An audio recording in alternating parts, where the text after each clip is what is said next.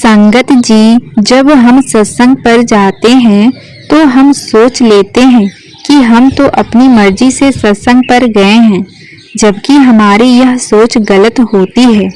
बाबा जी जिसको बुलाते हैं सिर्फ वही सत्संग घर तक पहुंच पाता है। संगत जी, जो साखी मैं आपको सुनाने जा रही हूँ वो मेरठ के एक सत्संगी परिवार की है।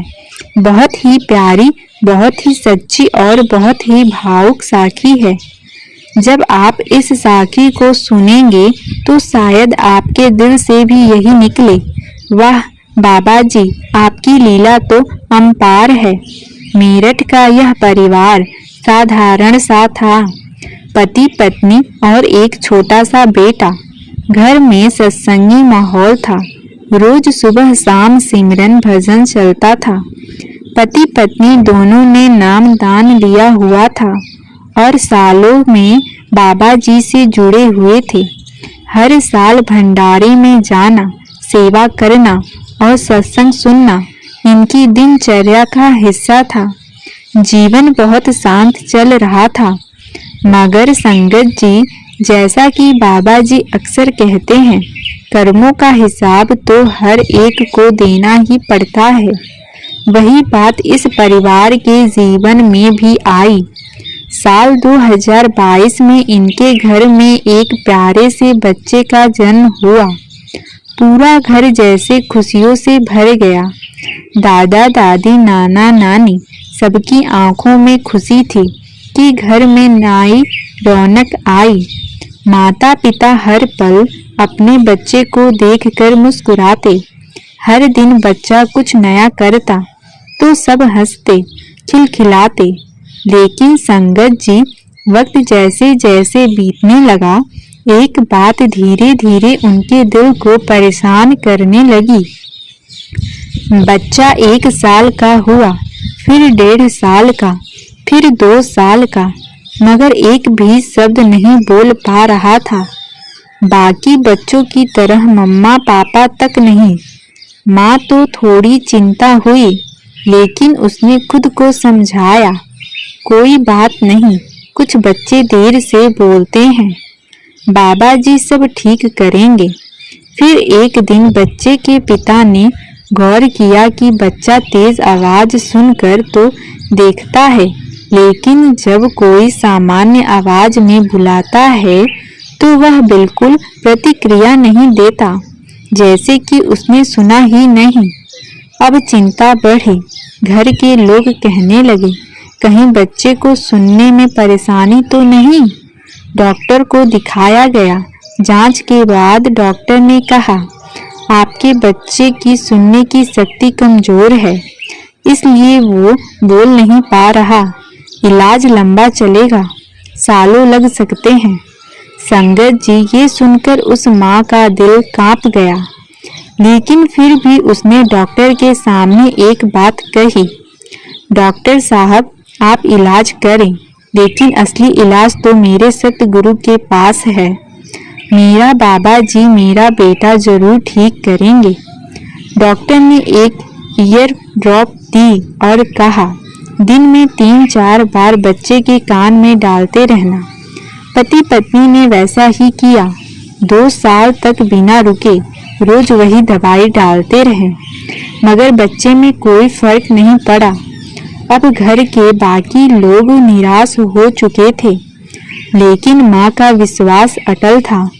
वो हर रात बच्चे को गोद में लेकर बाबा जी की तस्वीर के सामने बैठती और कहती, आपने दिया है बाबा जी, आप ही ठीक करोगे, बस मेरी आस्था पर दया रख लेना। समय बीतता गया, फिर भंडारे का समय आया।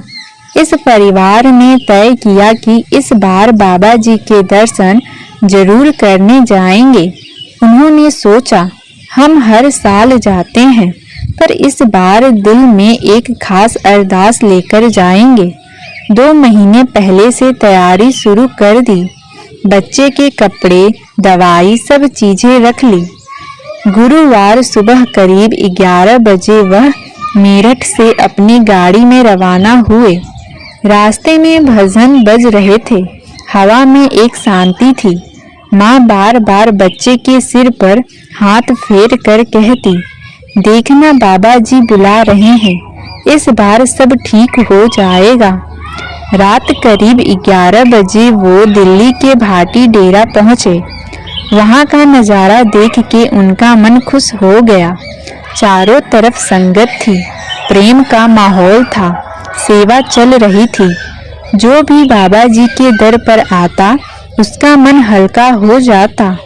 लंगर खाने के बाद जब माँ ने बच्चे को सुलाने की तैयारी की तो उसने बैग खोला ताकि दवाई निकाल सके, लेकिन जब बैग खोला तो देखा दवाई तो घर पर ही रह गई थी। अब पिता घबरा गया। अरे अब क्या होगा? दवाई के बिना बच्चे को तकलीफ होगी। माँ ने शांत स्वर में कहा, घबराओ मत, जिसने हमें यहाँ तक बुलाया है वही सब संभालेंगे। पर पिता को चैन नहीं था। उसने डॉक्टर को फोन किया, डॉक्टर साहब हम दवाई घर पर भूल आए हैं, क्या करें? डॉक्टर बोला कोई बात नहीं, वहीं से कोई ईयर ड्रॉप ले लो, 2-3 दिन वही डाल लेना, फर्क नहीं पड़ेगा, घर आकर फिर मेरी दी हुई डालना। पिता ने सोचा कि डेरा अस्पताल से दवाई मिल जाएगी। गया भी, पर वहाँ वो ड्रॉप नहीं मिली। तो उसने तय किया कि बाहर जाकर मार्केट से ले आएंगे। वो पार्किंग में गाड़ी तक गया, बहुत परेशान था। तभी अचानक एक बुजुर्ग अंकल आए, सफेद कपड़े, चेहरे पर तेज, आंखों में एक अलग ही चमक। बोले, बेटा क्या हुआ, इतने परेशान क्यों हो? उसने कहा, अंकल मेरा बच्चा सुन नहीं पाता, दवाई घर पर ही भूल आया हूँ, अब समझ नहीं आ रहा क्या करूँ। बुजुर्ग मुस्कुराए और बोले, बस इतनी सी बात है, ये लो बेटा, मेरे पास एक एक्स्ट्रा ईयर ड्रॉप है, तुम रख लो। वो व्यक्ति दंग रह गया, बोला, अरे अंकल मैं पैसे दे देता हूँ। बुजुर्ग बोले, पैसे? बेटा जब किसी का काम बन जाए वही तो सबसे बड़ी खुशी है। इतना कहकर वो वहां से चले गए। जब पिता ने पीछे मुड़कर देखा तो कहीं दिखाई नहीं दिए, जैसे हवा में खो गए हों। वो दवाई लेकर वापस आया। माँ ने पूछा, दवाई ले आए? पिता ने कहा, हाँ, पार्किंग में एक बुजुर्ग मिले, उन्होंने दे दी। माँ मुस्कुराई, देखा, कहा था ना, दादाजी खुद संभाल लेंगे। उस रात बच्चे के कान में वही ड्रॉप डाली गई। लंगर खाया, सिमरन किया और सो गए। सुबह जब आंख खुली तो सूरज की किरणें कमरे में आ रही थी। माँ ने देखा कि बच्चा जाग चुका है। उसने धीरे से बच्चे को पुकारा, बेटा। बच्चा उसकी तरफ देखने लगा। माँ की सांस थम गई। उसने फिर कहा, मम्मा। बच्चा फिर उसकी तरफ देखा और हल्के से मुस्कुराया। संगत जी, उस पल माँ फूट फूट कर रो पड़ी, पर वो आंसू दुख के नहीं, कृतज्ञता के थे। उसने बच्चे को सीने से लगाया और बस एक ही बात दोहराने लगी, शुक्र है बाबा जी, शुक्र है बाबा जी। पति ने देखा तो वो भी भावुक हो गया।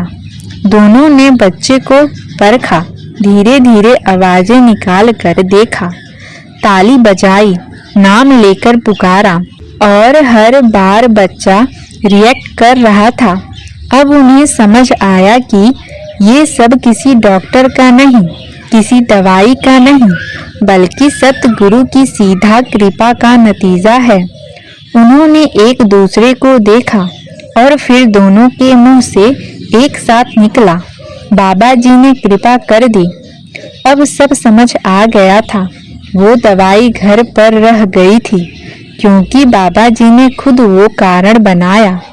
पार्किंग में जो बुजुर्ग मिले वो कौन थे? अब ये सवाल नहीं रहा, जवाब खुद सामने था। वो कोई और नहीं, खुद सतगुरु ही किसी रूप में आए थे। उस दिन के बाद से बच्चे की सुनने की शक्ति सामान्य हो गई। कुछ ही हफ्तों में उसने बोलना भी शुरू कर दिया। माँ कहती है, अब मेरा हर दिन बाबा जी की मर्जी से चलता है। जब वो मुस्कुराते हैं तब मेरा बच्चा भी हंसता है। संगत जी, यही तो सतगुरु की लीला है। जब वो कृपा करते हैं तो सब कुछ बदल जाता है। कभी कभी हम सोचते हैं कि क्यों ऐसा हुआ, क्यों दवाई भूल गए, क्यों तकलीफ आई, लेकिन असल में हर बात में कोई गहरी मंशा होती है। वो हमें परखते हैं, हमारे विश्वास को आजमाते हैं, और जब देखते हैं कि बच्चा भरोसे में अडिग है तो फिर अपनी झोली से कृपा बरसा देते हैं। संगत जी, यही कारण है कि बाबा जी हमेशा कहते हैं, तू चिंता मत कर, जो कुछ भी हो रहा है वो मेरे हुक्म से हो रहा है। अगर हम हर परिस्थिति में यह सोच लें कि जो हो रहा है वो अच्छा हो रहा है तो मन शांत हो जाता है। वो माँ आज भी हर सत्संग में जाती है। जब भी कोई परेशान साधक मिलता है वो यही कहती है, बस भरोसा रखो, बाबा जी कभी देर नहीं करते। उसके आंसू आज भी गिरते हैं, लेकिन हर आंसू में प्रेम और शुक्र होता है। कई बार वो खुद से कहती है, अगर उस दिन दवाई साथ आ जाती तो शायद मैं ये नहीं देख पाती कि सतगुरु खुद कैसे अपने बच्चे को चिंता करते हैं।